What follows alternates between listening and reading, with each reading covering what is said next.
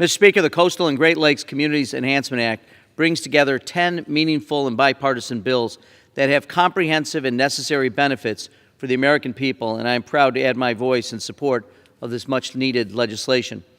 Increased climate instability is an undeniable reality.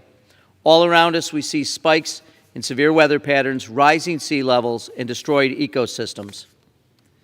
As natural disasters increase in frequency and devastation, our communities pay the price through destroyed infrastructure, economic instability, and even loss of life.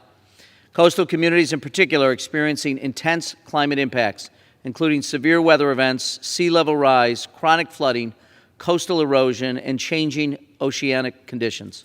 Coastal communities and economies need to adapt for climate change. My own district knows all too well the devastation that floodwaters can cause, as many of my neighbors are still rebuilding from the severe flooding that we experienced in 2017 and again just this past spring.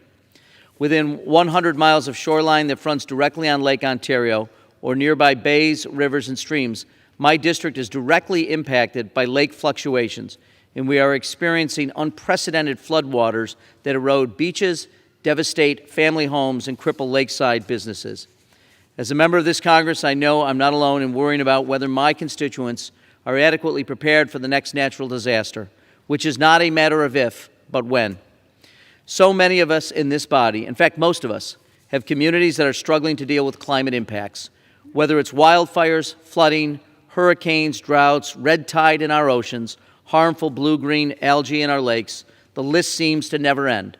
But one thing is clear: the situation is not going to get better on its own. We need to act now.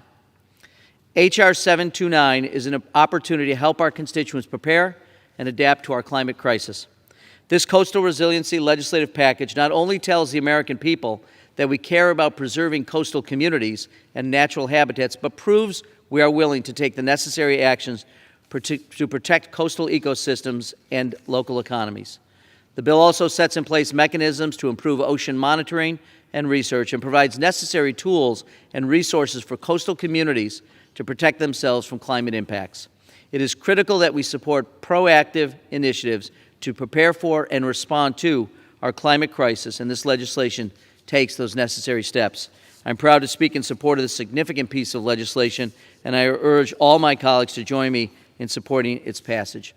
Mr. Speaker, I reserve the balance of my time.